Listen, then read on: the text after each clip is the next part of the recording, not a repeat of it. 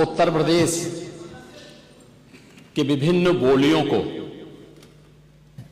भोजपुरी, अवधी, ब्रज और बुंदेलखंडी को इस सदन में सम्मान मिल रहा है और हमारी सरकार तो इन सब के लिए एक एकेडमी का भी गठन, अलग अलग एकेडमी के गठन की कार्रवाई को भी आगे बढ़ा रही है। ये सभी हिंदी की उपभाषाएं हैं, यानी हिंदी की बेटियां हैं। भाषा की समृद्धि के आधार हैं और हमें इसका स्वागत करना चाहिए। ये सदन साहित्यिक, केवल विशुद्ध साहित्यिक और व्याकरण से के विद्वानों की नहीं है।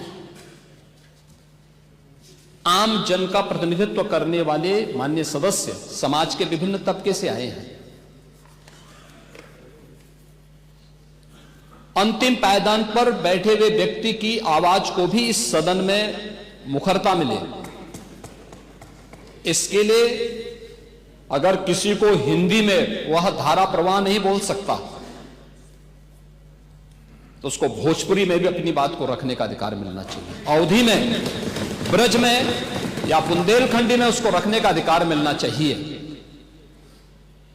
ये कौन सी बात हो गई कि भोजपुरी में ना बोले, अवधी में ना बोले, इसका विरोध अंग्रेजी का, बुंदेलखंडी में ना बोले और उर्दू की आप वकालत कर रहे हैं।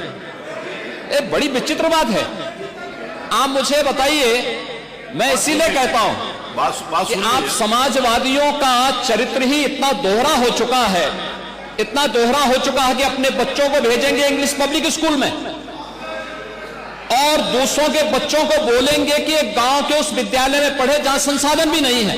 ये दोहरा आचरण और जाकी रही भावना जैसी प्रभु मोररी देखी तिन तैसी, यह तो आचरण आप लोगों का है। इसीलिए आपने कल भी भोजपुरी का विरोध किया, अवधी का विरोध किया, बुंदेलखंडी का विरोध किया और आप लोग अपने दैनिक जागरण में, दैनिक जीवन में इस प्रकार के आचरण के आदी हो चुके हैं।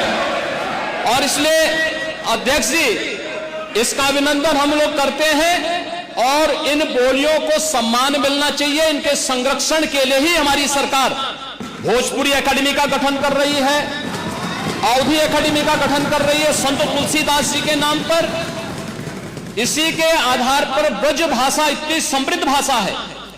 सूरदास जी ने अपनी सभी रचनाएं उसी भाषा में दी हैं। संत तुलसीदास जी ने अपनी कालजयी रचना रामचरितमानस, जो इस सदन में ही नहीं, उत्तर भारत के अंदर और भारत से प्रवासी हुए जितने भी ऐसे लोग हैं जो मॉरिशस में या दुनिया के फिजी में या दुनिया के किसी देश में गए, उनके संकट काल में रामचरितमानस ही तुलसीदास जी का अवधी भाषा में रचा गया रामचरितमानस ही उनका सहारा बना था। और आज जब उसको सम्मान मिल रहा है तो आप उसका विरोध कर रहे हैं। बड़ी विचित्र सी स्थिति है। आप हर अच्छे कार्य का समाज, आज के यही ढोंग है आप लोगों का, यही ढोंग है। हर अच्छे कार्य का आप विरोध करेंगे, हर अच्छे कार्य का आप विरोध करेंगे। हर अच्छा कार्य जो प्रदेश के हित में है, देश के हित में है, आप उसका विरोध करेंगे।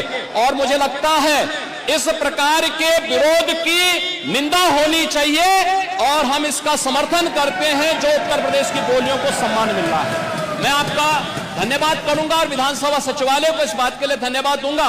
कल हम लोगों ने यहां पे इसका शुभारंभ किया, समाजवादी पार्टी ने उसका विरोध किया है और मुझे लगता है कि प्रोसीडिंग का हिस्सा होना चाहिए। इनको समाज के सामने एक्सपोज करना चाहिए। अपने बच्चों को ये लोग पढ़ाएंगे इंग्लिश स्कूलों में और दूसरे के बच्चे के लिए अगर वो सुविधा सरकार देना चाहते हो, कहते नहीं उर्दू पढ़ाओ इसको, यानी उसको मौलवी बनाना चाहते हैं, कठपुल्ला पर जोड़ते इसको ले जाना चाहते हैं। ये नहीं चल सकता। सरकार देना चाहते हो, कहते नहीं उर्दू पढ़ाओ इसको, यानी उसको मौलवी बनाना चाहते हैं, कठपुल्ला पर जोड़ते इसको ले जाना चाहते हैं। ये नहीं चल सकता। उर्दू भी इस प्रदेश की बोली है, उर्दू में क्यों नहीं यहाँ का सम्मान किया जाए? उर्दू भी उत्तर प्रदेश में बड़ी संख्या में बोली जाती है, तो उर्दू को मेरा केवल विरोध अंग्रेजी से, क्योंकि अंग्रेजी से अंग्रेजी कौन गांव में जानता है? आप बोला जाएगा तो अंग्रेजी कौन समझेगा? कितने लोग हैं? इसलिए इस विधानसभा को कुलीन तंत्र की विधानसभा न बनाइए, यही मेरा जोर। इसमें मैं माननीय मुख्यमंत्री जी ने पूरा विषय रख दिया है, अब उसमें कुछ कहने की गुंजाइश नहीं है। जिस समय देखिए बहुत सारे समय पर एक मिनट प्लीज, नहीं आपको अलाउड नहीं है प्लीज।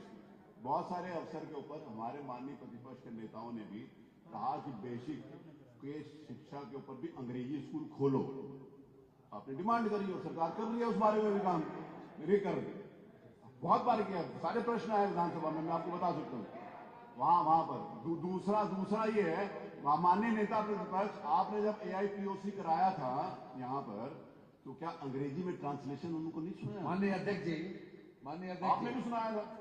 माननीय अध्यक्ष जी, देखिए जो विषय यहाँ सदन के सामने आया है, बहुत से हमारे माननीय सदस्य बहुत फॉर्मल लैंग्वेज में अपनी बात नहीं कह सकते। वो अपनी घर की बोली चाली में जिस तरीके से बोलते हैं उसी तरीके से यहाँ भी अपनी बात करना चाहते हैं। तो एक ये सुविधा दी गई है, ये सुविधा इसलिए दी गई कि अपनी घर में जिस तरीके से बातचीत आप करते हो, चाहे अवधी हो, चाहे बुंदेलखंडी हो, और चाहे पूर्वी हो, चाहे ब्रजभाषा हो, उसी तरह से आप अपनी भाषा यहाँ बोलिए और जिसको जिसमें चाहेगा वो उसमें सुन लेगा। इसमें व्याख्या की पूरी बात आ जाए तो उसके बाद बोल लीजिए। उसमें व्याख्या की पूरी सुविधा है, जबरदस्ती मत बोलिए। आप जिस भाषा में चाहें, अगर जिस भाषा में चाहे सुन सकते हैं।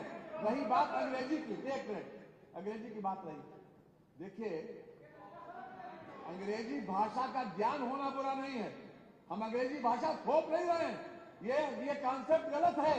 अंग्रेजी भाषा को थोपा नहीं जा रहा। यहाँ के लोग अगर अपनी बात को हिंदी में बोले और कोई सदर्न इंडिया का कोई व्यक्ति यहाँ की कार्रवाई सुनना चाहेगा तो उसको वो अंग्रेजी में सुनाई पड़ेगी बात। ये हमारी संस्कृति का विस्तार है, हमारी विधानसभा का विस्तार है और विधानसभा का सम्मान बढ़ता है, इसमें कम नहीं होता। आज तक सुप्रीम कोर्ट की भाषा आज अंग्रेजी हम वकालत नहीं करते, हम उसके पक्षधर हैं कि अगर हिंदी हो जाए, लेकिन अंग्रेजी का ज्ञान हमारे लिए आवश्यक है। दुनिया में जितनी भाषाओं का ज्ञान हमारे लोगों को होता है वो उन लोगों का सम्मान ज्यादा होता है। अगर हम किसी विदेशी भाषा का ज्ञान रखते हैं इसमें गलत कुछ भी नहीं है। और आज के जो चलन है, यहाँ पर जितने लोग बैठे हैं जरा देख लें अपने अपने बच्चों को कि किस किस स्कूल में जाते हैं पढ़ने, किस किस स्कूल पढ़ने जाते हैं।